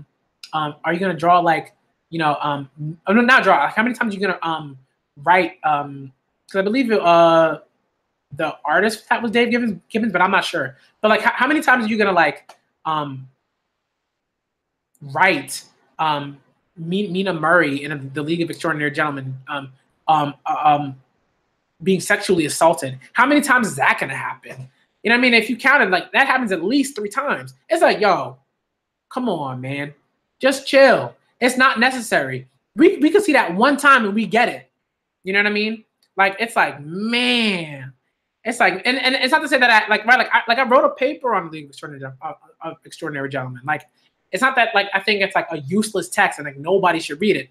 But it's like there were certain instances where you like it's like Mina is like almost like the only reason she's there, like in terms of like the sort of like beginning stuff, right? Like with sort of omnibus like edition, like she's there to recruit the guys. You know what I mean? Like she's there to recruit the guys, and even that's not really like sort of her role because like she doesn't even really recruit Nemo because like he's already kind of like, all right, I'm gonna go do this thing. You know what I mean? When she recruits who was it? Quartermain, he's like, you know, on opiates, you know, I'm whacked out of his mind. And then when Mina's like, come on, we gotta go. Then then these dudes come out of nowhere and attempt to rape her. And then when she tries to recruit who is it? Hyde attempts to assault her, and then she's in danger again. And then when Skinner assaults her, right? The not Skinner, what you call it? The Invisible Man, right? Like it's like consistent, you know? It's like really like it's like, yo, come on. This only needed like come on. You know, so yeah, Crisis on Infinite Earth was pretty good. I really enjoyed that story. I love space operas, honestly. Like Saga is one of my favorite comics because I love space operas. Like I love like the Infinities on the Infinity Gauntlet stuff is really, really good. I love that stuff. That's pretty cool. Secret Wars is kind of Infinite 7. I feel like I started reading that, and I think I feel like I started reading that. Is that like an Image comic? Because if it is, I feel like I started reading that, but I haven't gotten past the first volume. I finished the first volume, but I haven't like gotten around to buying the second volume if that's out. But if it's that, then I have read it, and I thought it was really, really interesting. It was pretty good. It was really pretty complex, really interesting. The protagonist and his connections with the other characters in terms of why he's sort of doing the things that he's doing, like those were really interesting. But if it's that, then it's pretty good. Battle World, I haven't read that. I read the Secret Wars 1 and 2, and I was kind of like, it was a little weird. I thought the ways that they dealt with Professor Xavier was kind of odd. Like he just kind of like it was like he like all of a sudden like started taking steroids and he was getting angry at everybody, and it's just weird. It's just weird. It's like he's a little too angry. You know, he had to chill, right? And Storm had taken over the team at that point, and it's just like just let Storm lead. Like why don't you let Storm lead? Storm is awesome, you know. So stuff like that. I didn't really like Secret Wars. Like some stuff about it was cool, but there was a lot that I didn't like. And Secret Wars 2 is kind of wonky. It's just so wonky. You know, because like the Beyonder sort of like takes a sort of corporeal form, and he's all over the place, and he doesn't know what's going on. He's trying to figure out humanity. It's just weird. It's just so weird. But yeah. Let me see. World War Hulk. That's pretty interesting. That's pretty cool. I'll check out Scooby Apocalypse. I'll check it out. But yeah, I mean, like, what other stuff? Like, oh, so like, I remember I started reading Invincible. I plan to finish Invincible because I want to read the story. I need to know how the story ends. And Invincible recently ended. Recently ended. So I need to read that. I have to read, I want to see how it ends because it was like one of the first comics that I ever started collecting, like in terms of trades. So I really, really want to read that. But like I felt like I got too Robert Kirkman-y. I believe Ryan Ottley does the art for Invincible, and it's like it was like violent, like it was like violence porn almost. Like it was like every other battle, Invincible would be smashing somebody's head in because he just got stronger. His father, you know, at the beginning would also do that because he was a I can't pronounce the race, but it was like it's just too much. It's like, man, like how many times can we see someone's brains get like splatter all over the place? You know, it's like, yo, come on, chill out, man. What do you think about Escanor from Nanatsu no Taizai? Escanor is awesome. I love Escanor as a character. He's pretty cool. You know, I like the concept. You know, it balances him in a way so that he, you know, so we sort of rarely see him be Escanor and as opposed to Escanor. You know what I mean? Like I like both iterations of the character. I love the like little Escanor who's like, you know, kind of frail and everything like that, and it's just like, hi guys, he's adorable. You know what I mean? And Escanor, like, you know, praise the sun, like he's like he's so prideful, but like he's so broy because he's like the epitome of bros, right? Like that's what that is, you know. So it's not a big deal. In that sense, but yeah, there are a lot of comics that like I genuinely like love that I think people should read more of. DC, I haven't read a lot of superhero comics. Like I haven't read a lot of DC. I need to. I mean, like I love like Gail Simone's Batgirl. That was really good. And her Birds of Prey. Like I feel like she wrote Birds of Prey. And Oracle, I believe. Like I'm not sure if she also wrote Oracle, but I believe she wrote Birds of Prey and Batgirl, and I love those two. Those are really, really good. They kind of did, you know, they like she like fixed what Alan Moore did with like the Killing Joke and like paralyzing Barbara. It was like, why are you gonna paralyze? Like come on, you could have paralyzed like a Robin. You could have paralyzed Commissioner Gordon. You know what I mean? Stuff like that. But like My Hero, let me think about My Hero. But the Beyonder is more of a troll. Yeah, he's like a troll. He's like in Secret Wars 2, he's a troll character. Like he's such a troll. He's so ridiculous. Like you can't help but laugh at him in that story. And even in Secret Wars, like he's also a troll because he trolls Doctor Doom. You know. But let me see. Do you think My Hero is unique? I would say the only thing that I think is unique I think My Hero is unique in micro ways. I don't think in terms of like a micro sort of sense. I don't think My Hero is unique. But I think in a micro sense, like there are certain things about My Hero that I feel like only My Hero has done, and done like brilliantly. You know what I mean? Like done in a really, really, really neat way. You know, like The substitute teacher, like not substitute because I substitute teach and tutor and everything like that, but like the teacher like stuff, right? They're like, you know, you gotta win the hearts of the kids. I've never seen that in another shonen. That like kind of like that setup. You know what I mean? It's funny, it's brilliant. It's a legitimate test for these students.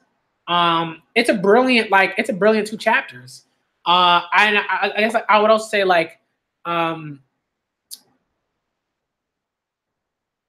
All Might being a hero who is pretty much slowly dying, and is slowly losing his power, and like we see that kind of like we see that in like All-Star Superman. Like you see that there with Grant Morrison's like story, but like that's so like but I don't really like it much.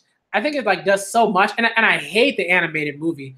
That I think it's not very good. It's like they ham up the like philosophy too much, and philosophy can be used in a really great way in terms of like storytelling and stuff like that. But there, it's almost like philosophy porn, kind of like it's almost like someone is doing too much.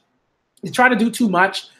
The story's kind of boring, you know. But I think with My Hero Academia, we get we get a lot of time with All Might, and I think more interesting time with All Might than we do with like Superman and All-Star Superman. Like he bores me to tears. That movie kind of bored me to tears. I tried to watch it, and I did, but it was just like these weird episodic sort of stuff that was happening. He's like, I gotta go do this stuff. I gotta do this thing because it's extremely smart. You know, like when he's like, oh, I gotta make sure the key is extremely heavy, so that's what I do. And it's supposed to be like, oh, that's so smart, but it's like, why don't you just put the key somewhere that's like particularly that only where only you could get it? Because I'm pretty sure there are tons of people that could find that key and get that key if they wanted to. And it's like, oh, it's a heavy key, so you know, like I had to make the key heavy. It's like that's so extra. Like stuff like that is like it's just really extra. You know what I mean? It's like it just bothers me. And the entire sort of all the stories are like that. You know, all this sort of episodic stuff is like that. Oh, Superman's got to solve a riddle, but he's dying. Who cares about the riddle? You know what I mean? It's stuff like that. It's like, oh, Superman's dying, but he's got to face Samson and Heracles or whatever. It's like, who cares? You know, it's like he's dying. Do some other things that aren't about like, you know, how amazing you are. You know, like stuff like that. It's boring. It's just boring. So for me, it didn't resonate with me almost at all. Static Shock is awesome. I think what happened, right? And this is why Static Shock would be a story that works extremely well in anywhere other than DC. you know what I mean? Like anywhere other than DC, Static Shock would be wonderful. More wonderful than it can be in DC, because DC like stifles. To me, DC like really goes out of its way to stifle creativity sometimes, and it takes like a really talented writer to get over that hurdle that DC puts in their way. You know, so like if Static Shock was like it was a self-published book, right? Like an Image and you know, stuff like that, Boom, IDW, stuff like that, then like it would be incredible. Even Marvel, I think even Marvel would allow it to be better than it is. You know, like there's a reason why like you see stuff like Moon Girl, Devil Dinosaur, and Ms. Marvel, and what are some other really, really good stories? You know what I mean? Stuff like that. Oh yeah, stuff like that. You know, like in Marvel, you know what I mean? Like there's a reason for that. Like Moon Knight is really good. You know, so like you see stuff like that because Marvel kind of gives people like a shot to really, really take the story and make it their own. And like DC, I don't think does that. DC's kind of like, okay, well, like you're gonna take the story, but like let's not do too much. Let's make sure that people like who love this story, who's loved the story for 30 years, will still love this story. That's kind of what, like, to me, like what DC tends to do. Marvel's kind of like, you know what, we're gonna kind of go out on a limb, and you know, up to a certain point. And like Image and like IDW and Boom and all these other, and Valiant and Vertigo and stuff like that, like they like really go out, you know, on a limb, and right, because they allow their creators to create, right, to create characters, create to create stories, to write narrative that's super compelling, to write dialogue that's super compelling. You know what I mean? Like, I'm trying to look at other stuff. Like, if any of y'all have ever read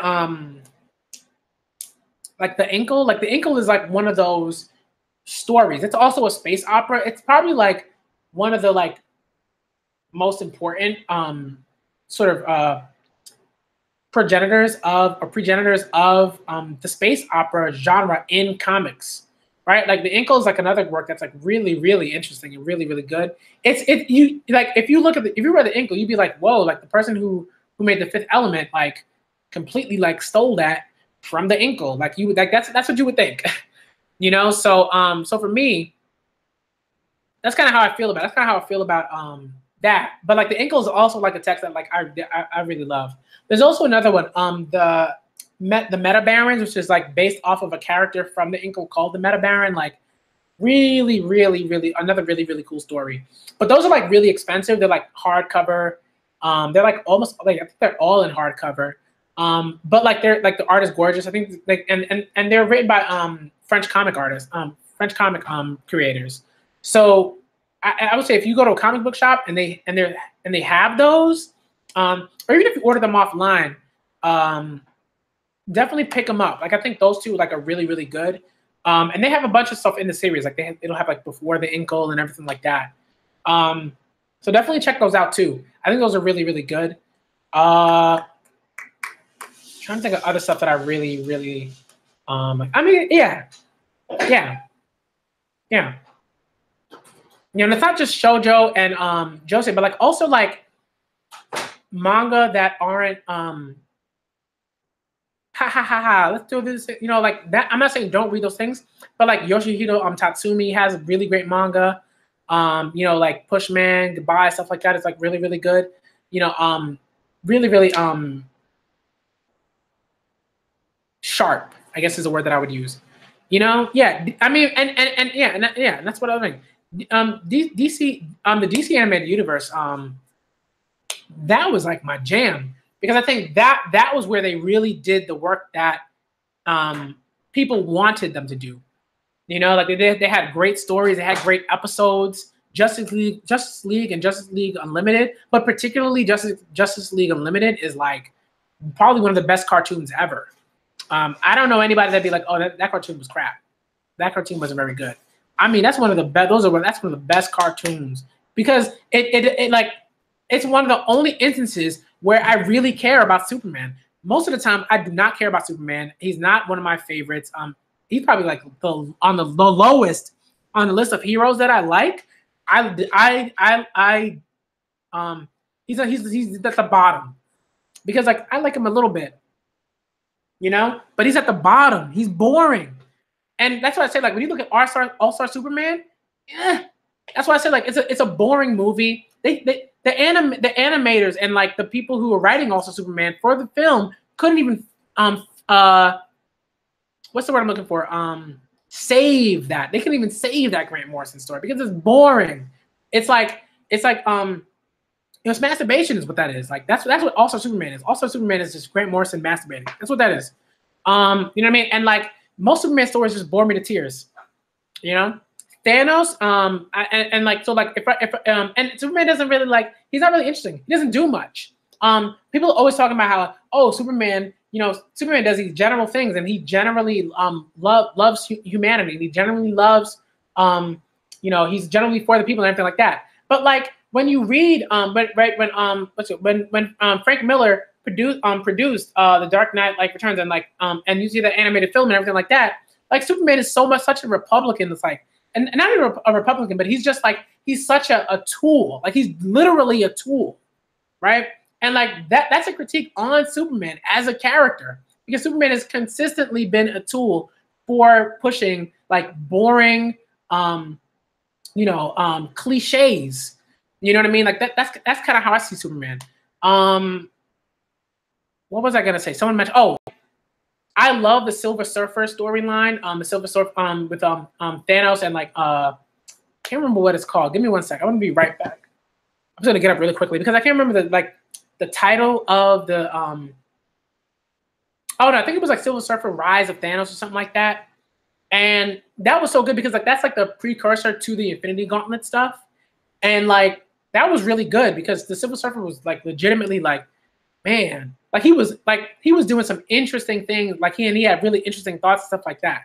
But like again, Static Shock, I love Static Shock. As a kid, that was one of those cartoons where I was like, yo, like, and I've said this in another stream. I was like, wow, like DC like seems like they're kind of trying. Like maybe they actually care about people of color. You know what I mean? Maybe they care about black guys and black women and everything like that. So when I saw that, I was like, wow. I was stunned as a kid. As a kid, I was stunned. You know, when I saw Static Shock. I love Static Shock. You know, because it was like Virgil was like at the forefront, and Richie was just a sidekick. You know, that was it. Virgil was it. You know, that's like we cared, and like Richie's dad was a racist. Like they were doing some really interesting stuff with that cartoon. I love that cartoon. Still, I think it's still so relevant. Yeah, Batman animated series. Like those animated series are good because the writers were very good. I think because the writers really knew what they were doing in terms of like trying to make these characters not them in a weird way. Like I don't know. I guess a better way to say that would be they weren't tied down by the conventions of their characters, right? So like Batman is really, really interesting in the animated series and in Justice League because like in Batman the animated series, he's getting questioned. He's getting questioned by I'm just saying waving to my fiance. But Batman is basically getting questions from all sides. He's getting questions from heroes. He's getting questions from his partners. He's getting questions from Gordon. He's getting questions from the woman that he's dating. Like Batman is being pressured in the animated series episodes, right? When Robin socks him and is like, "I quit." That was one of the best things I've ever seen from Batman ever. Like it was so good because it was just like, dude, like Batman was trying to do the Batman thing. And he was like, and Robin was like, no. Like Dick Grayson was like, no. I've been wanting to hit you in the face for a long time, because and like it was so good. And he just quit. And he stayed quit, right? And I love that. It was so interesting. It was such a big thing for me because I didn't know that like heroes could separate from other heroes and do their own thing. That was the first time that I'd ever seen that. I never saw that in Superman because Superman doesn't really work with anybody. Superman is a loner, you know?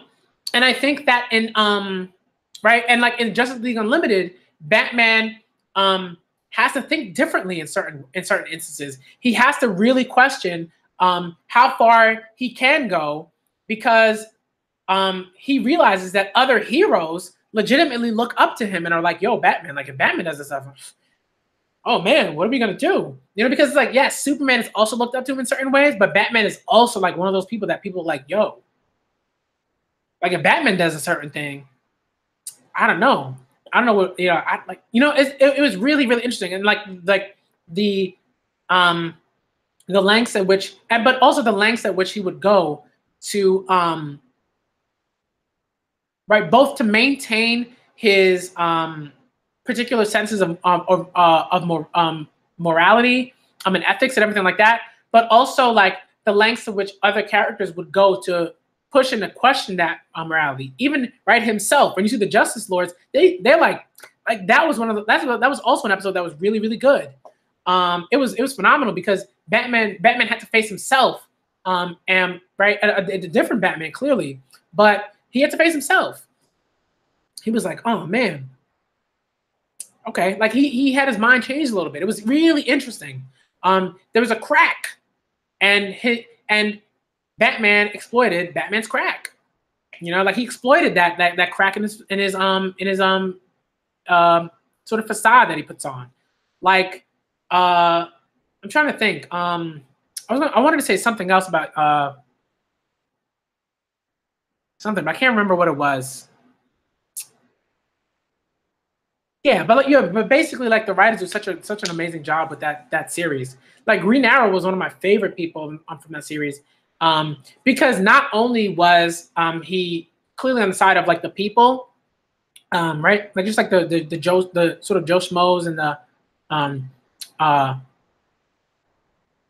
Plain Janes and stuff like that, but like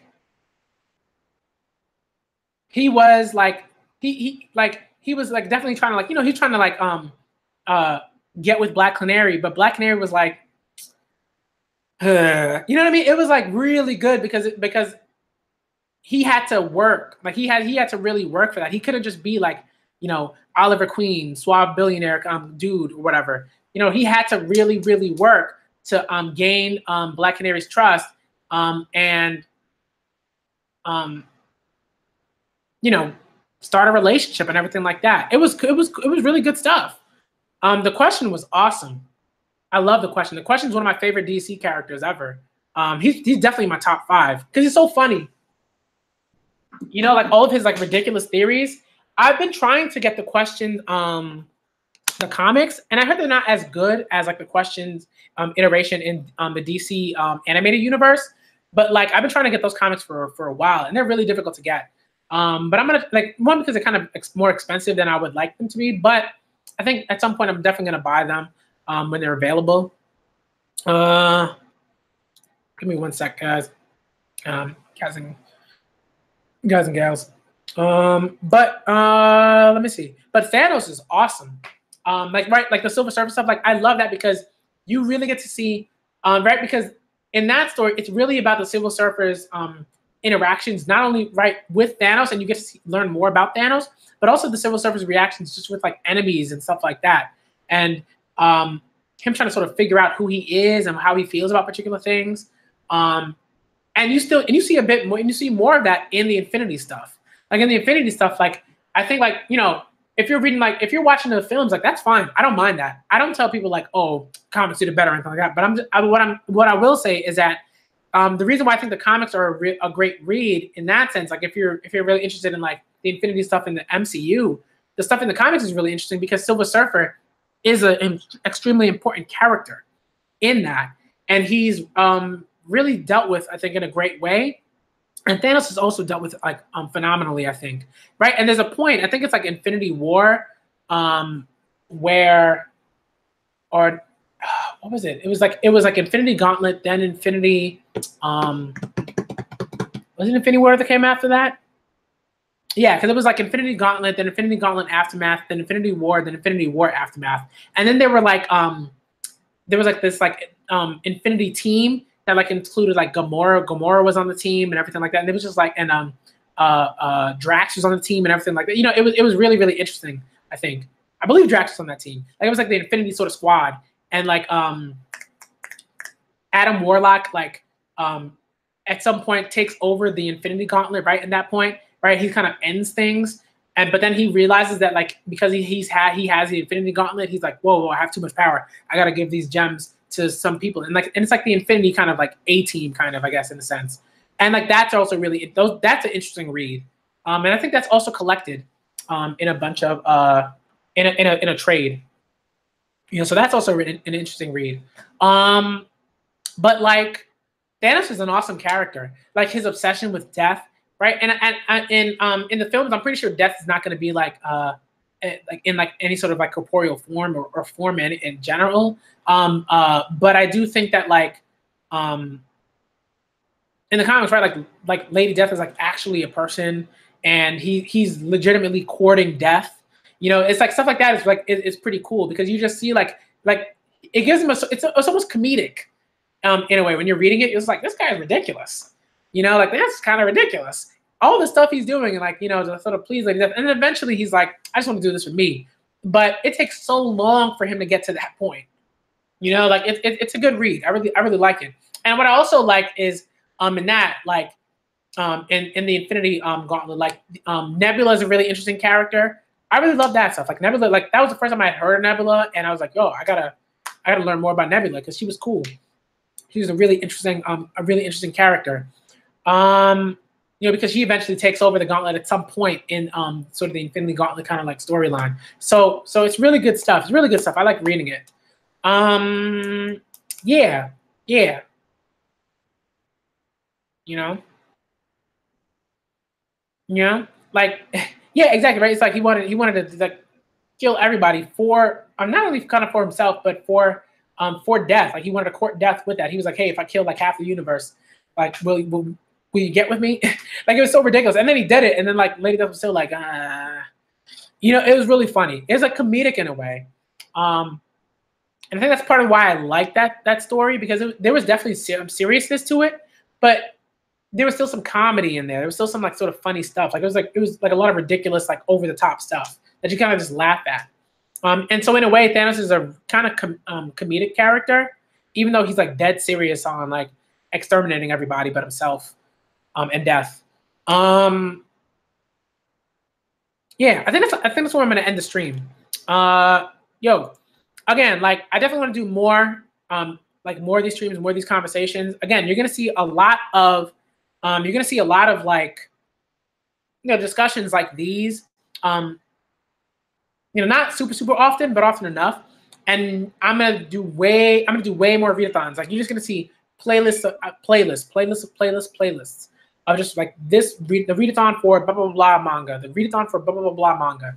The thing with anime is like once I have more time, I can actually like watch an anime, critique it, do all those things. But anime takes up a lot of time. Manga, I could read like I don't know how many chapters in 2 hours. With anime, how like what is it? Like most anime was like genuinely like 20 something minutes per episode. You know, so like in 1 hour, I'm watching 3 episodes, and then in 2 hours I'm reading 6 episodes. 6 episodes, right? So it's like no, I can read way more manga chapters. You know, that's it. Like if I'm not doing a live reaction, you know what I mean, like or anything like that. So I'm gonna stick to manga for now. But but if there's an anime that you want me to watch like on the side or something, and you want me to talk about it at some point, I think I will once like, you know, I figure that out. But yeah, I think I'm gonna end the stream there because this was a great stream. People came through. I wanted to talk about a lot of things. Hopefully, people want to read more shoujo manga. People want to read more josei manga. Like at least people want to check them out because I think they're awesome. There's a lot of awesome stuff out there that's really really good, and I think it's really important. And it's the same thing for comics. Like, you know, you should read. You know, go outside of your comfort zone when you're reading comics. Like I went outside of my comfort zone when I read comics. Like because my comfort zone was superheroes. And once I went outside of that, now most of the comics that I read have nothing to do with superheroes. You know, like so. Go outside your comfort zone, and that doesn't mean I'm never going to read stuff that deals with superheroes, because I still read stuff that deals with superheroes, like Miss Marvel and Moon Girl and Devil Dinosaur. But yeah, you know, it's good stuff. So go outside of your comfort zone, read some stuff that I think you should read, and this is to guys particularly. Like go outside your comfort zone, read some stuff that makes you feel that might make you feel uncomfortable at first. You know, like go out and read that stuff. You know, and then think about why you're feeling uncomfortable. You know, and really like and if you like something that's shoujo, you know, if you like something that's shoujo or josei, and you like the story and you like where it's going and everything like that, awesome, and read more. You know, so I'm the Black Manga Critic. Thank all y'all for coming out. I'm definitely gonna have a comic books discussion at some point, where I invite some people to come onto the channel for that. It's gonna be pretty cool, I think. And we can talk about that too. But I think, you know, and I'm definitely gonna have another, like I'm gonna have like, you know, I'm trying to have bi-weekly like all women discussions. So I'll have like just like different panels and we're talking about different things.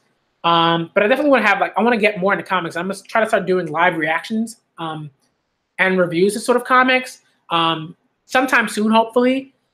Because there are a bunch of comics. Like I got Saga Volume 8 in the mail a few days ago. I haven't read that yet, but I really, really want to. So maybe I'll do a live reaction for that at some point. And there's this comic Sleepless that people are reading that people really, really like. So maybe I'll buy the single issues. Like I'll probably do that digitally though. I'll probably buy like on Comixology or something, and I'll check those out. But again, thank all y'all for coming out. This was an awesome stream. I know Dustin's streaming right now, so maybe I'll hop into that like in the live chat.